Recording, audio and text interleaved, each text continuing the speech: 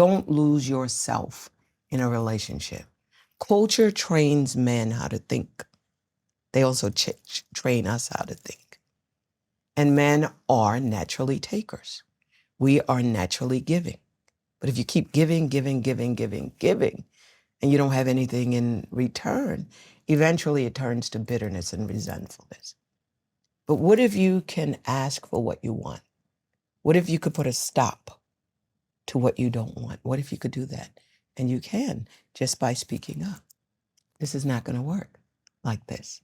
Or give me more of that. And I like how that makes me feel. I don't like how that makes me feel. And if you could do that over and over in your relationships, I mean, that brings such dynamics to the table. But it takes time. You can only ensure that your motivations and intentions are honorable, but you cannot control their response. That was the secret to living successful, to living fulfilled life, and just having a sense of pure joy, because you've already said to yourself, my intentions are honorable. And even if you get it wrong, and even if people reject you, and even if they never speak to you, you can go to sleep at night because your intentions are honorable by them. If I go this way, I'm going to be compromising myself. And if you compromise in one area, you compromise in all areas. And all you will have left in life is compromise. That's a miserable space to live in. And then number 2, asking yourself this question, when I'm on my dying bed, laying on my back, what would I regret? And if I answer that, then I can live a life of integrity, of purity, of transparency, and invite others to do the same. If they're not, that's none of my business. My business is right here. And the more I do it, the more people around me will do it. The more I do it, the more I attract in like kind. So you can only attract who you are and not who you want. So you do the work. That's what I do. I do it in my marriage. I do the work. This is what I expect from myself. This is what I bring to the table. And that was the conversation that we had. Wow. What do you expect of me as a woman? What do you expect of me as a wife? Let me agree with that. Here's what I expect of you as a man, and this is what I expect of you as a husband. Now, you can either agree or disagree, but we've had that adult conversation. And I wish that every married woman, before she got married, I wish I could talk to all of them. Mm-hmm. Let's just talk about this. So my husband, first wife, passed from cancer, unfortunately. So this was his second, and they had been together almost 40 years. So this is a second marriage. So you can imagine 40 years with being with one type of woman, stay-at-home mom, cater to the family. She was not a career lady. You can imagine the kind of transition that he had. So one of my questions were, so what do you think your role as a husband is to me as your wife, would be? And he said, it's to cultivate. And I said, cultivate what? I have come fully assembled, batteries included. What are you cultivating? And he had to change his paradigm because it worked back then, but it cannot work now. So we had to have that sort of come to Jesus as a more mature woman, as a leader. I'm a world leader. So what do you do with someone that's a stay-at-home, and then you transition with this woman that solves problems for life? That's what I do. I solve problems. So I'd never sit with my husband to try to figure out my personal problems. This is what I do for a living. So it was a heavy transition for him, but it was also a heavy transition for me, because now I have this marriage. And what do I do as this alpha woman. I'm an alpha woman. I consider you an alpha woman too. But I'm an alpha woman and an alpha man. What do? So you look at your differences. And it's the differences that make our relationship strong. It's not what's alike. It's what's different. And we're able to complement one another at the level of our differences. So I'm not trying to change him. He's not trying to change me, but I'm growing in the relationships. And I feel that with women who may be challenged in any area, financially, emotionally, whatever area she's challenged in her relationship, in her marriage, I think the advice that I would give them, Lisa, would be to, number one, sit with yourself long enough to define who you are. And it doesn't matter where you are today. So even if you were married, say 10 years ago, and this is how you thought things should have been, but then you changed and you say, oh, there are other options out here, and here's what I want. That is fine. But you need to get around women who have walked the same path that you have to make that transition. So I hadn't been married. I was 60. I'm married now. I had to talk to my married friends. Like, what's it like? What did you do? What frustrates you? We had that conversation. And I was able to say, I'm definitely not going to do that. But I brought to the table for my married friends a perspective that they never had. And they said to me, Cindy, I wished I had talked to you when I first got married, because what you're telling me is the very thing that I needed back then. So being able to surround yourself with people that have been on a journey that you are embarking on is important. That's number one. Number two, who you listen to, because who controls your ears controls your destiny. And so podcasts like this, Lisa, having this one-on-one conversation is changing so many people's lives, because now they have options, things they've never heard of.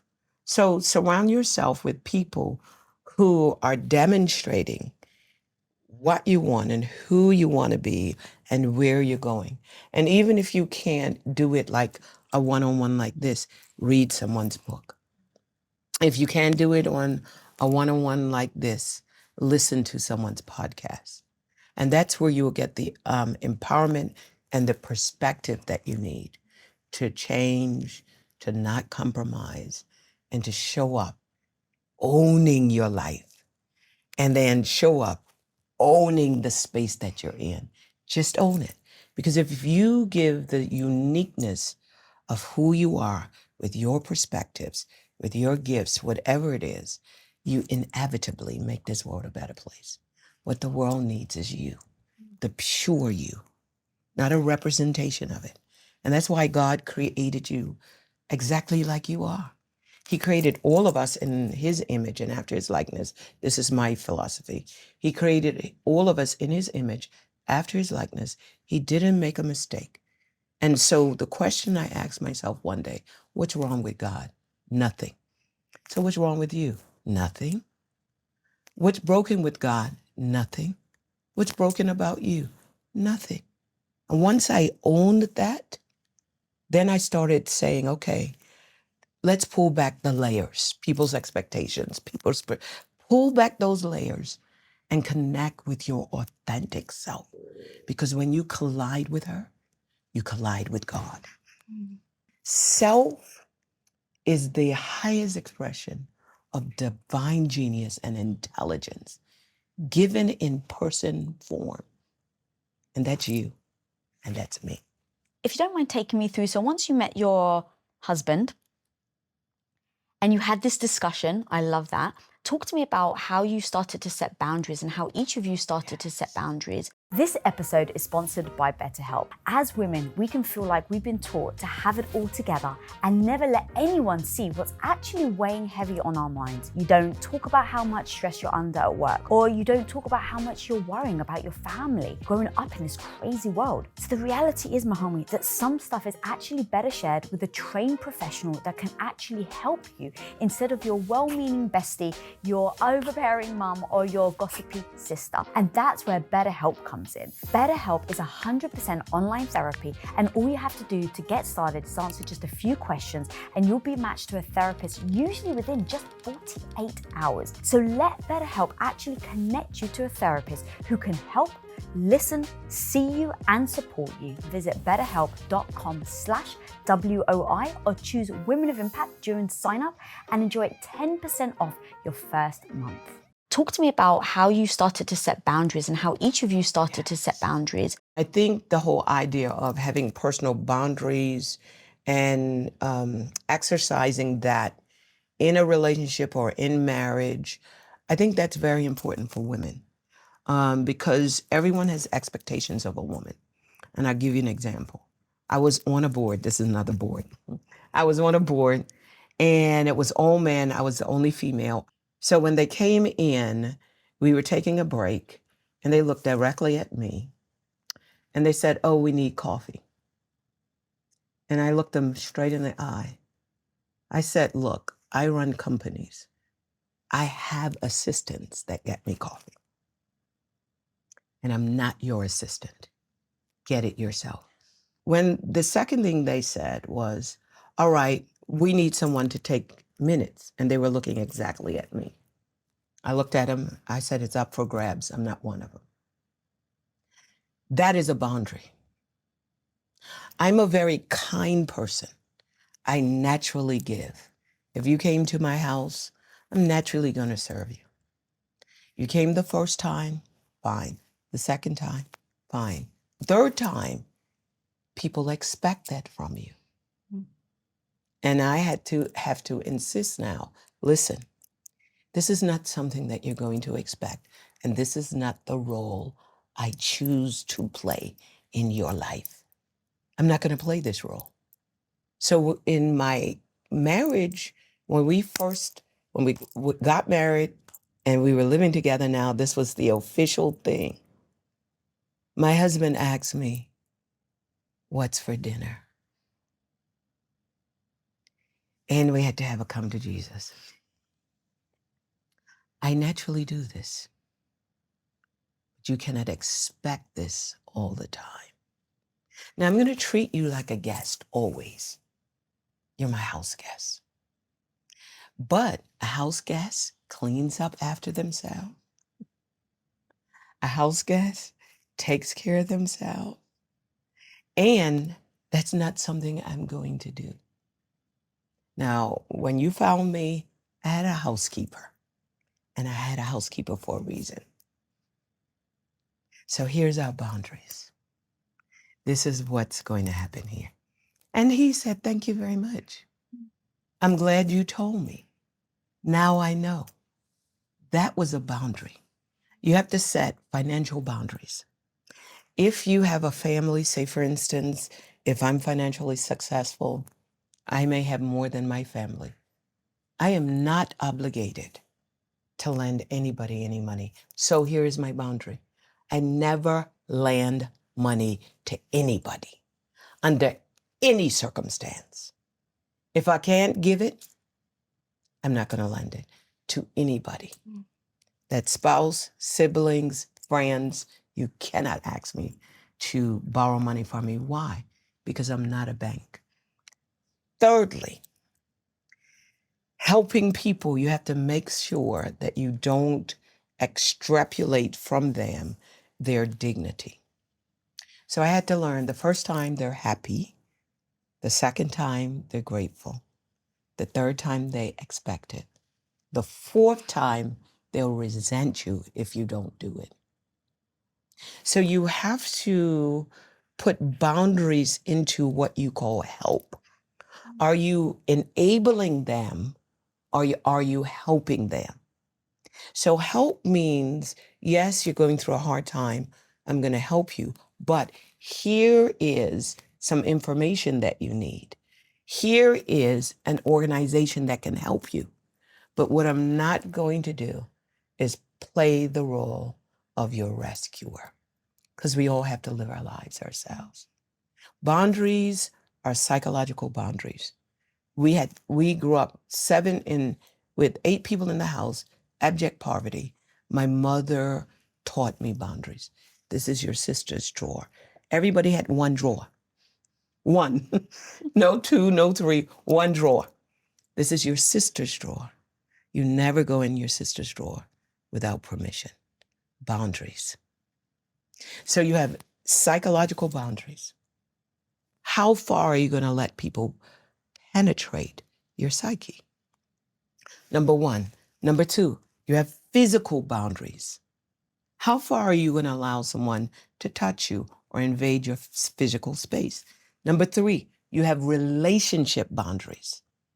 If you have 10 friends and I'm the 11th, how are you going to say this is a two-way? It's not all of us. This is between us. And how do you treat people to respect the relationship that you have with other people without feeling as if they have access to that too? So you have those kinds of boundaries, financial boundaries. It's not just boundaries. It's boundaries of your mind, boundaries of your emotions, where you tell people that does not make me feel good. Back up. Never say that to me ever again. Never. I'm never going to allow you to talk to me that way again. You got to do that the first time. You have professional boundaries. And this is where women make a mistake. As you were navigating these boundaries with your husband, because he had children, how did you navigate those boundaries between the two of you and his kids? Because I think that becomes, it seems like you've just done it beautifully, but it's very difficult for a lot of people when they join a family that already has kids, especially if you don't have children. There can be a lot of tension, I would say, in sometimes these families joining together. Yeah, I have bonus children. They're adult children, which is really good. But it's very tough when you have little children and you have teenagers. Number 1, there has to be the respect for the genetic relationship that either spouse, either the woman or the man has with their children. Number 2, you have to manage your expectations of them, and they have to manage their expectations of you. So you do have to have that heart-to-heart conversation. Number 3, you have to give the children time to get to know you and time for you to get to know them. And then you have to give them permission to not to feel that they have to call you mom. My kids call me mom. Yeah. Decide on, okay, what would you like to call me? How would you like this to go? If they're living in the house, they were used to a different kind of structure. If your structure is changed, they have to, you have to give them time to understand your structure and expectations. And I think this is why babies are born with no personalities, because they have to have time to get to know you as mommy and you to get to know them as mommy. Can you imagine if your child was born a full adult with cognition, intelligence? They're like, well, who are you and why are you dressed that way? And they're talking to you like, I don't like that. I don't like your food. And I don't, you have to, they grow into you. Yeah. You nurture them, but they make you.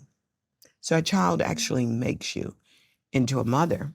And so likewise with, learning about these human beings that were never in your life, you didn't create them, they didn't have that time where they got to know you, they were attached to you emotionally before they had cognition and all of that, right? Mm-hmm. You have to do the same for this new family that you're in. They have to get to know you. You have to get to know them. What happens if they don't like you? You are not playing supporting actress.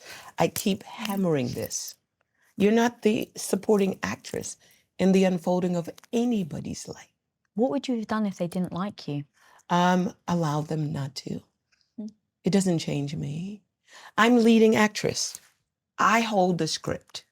They cannot give me a script. But do you think it would have affected your relationship with your husband? Yes, definitely. It'll be something that we have to work through, because I couldn't tell him not to like his children that don't like me. And this is what I've done. I keep all my relationships off limits to everybody. So my relationship with my husband is strictly between he and I. We don't talk about what he feels about my family. He could feel any way he wants. I know where I end and I begin. My relationship is not with you, your family, your cousins, your uncle. My relationship is with you. Does this work? And if it works, I'm not going to allow someone to contaminate what is pure with us. How do you prevent that? You have an adult conversation. Going back, this is what I need from you. This is what I want from you. What is us? How do we define us? And that's important. What if my husband allowed someone to interfere in our relationship?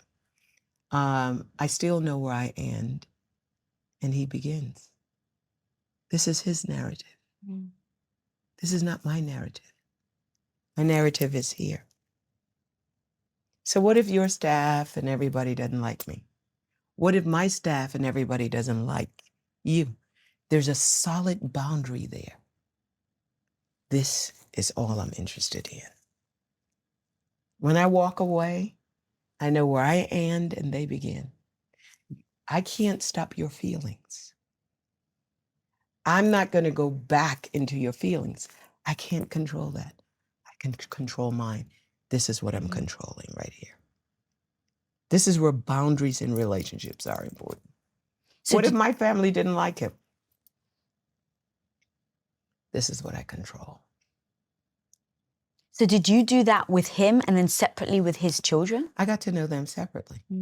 I called them, each one of them, find out who they are, test them, told them who I am. What I don't have is a lot of time. So I said to them, look, if you ever need me, call me anytime you want. I may not always be able to answer the phone. I could be on an airplane. So make sure you get other people that you can rely on. I cannot be the sole go-to person. I had that conversation. And the same thing with my husband when we were dating. He said, all I hear is zippers and you're always on an airplane and you're always here. This is the woman that you're going to marry. If you want to learn how to actually stop people pleasing and finally find real love, then click here right now. Often when we're single, we have a voice in our head that make us feel like maybe you're never going to find anybody better than the person that you're with or the person that you last dated. And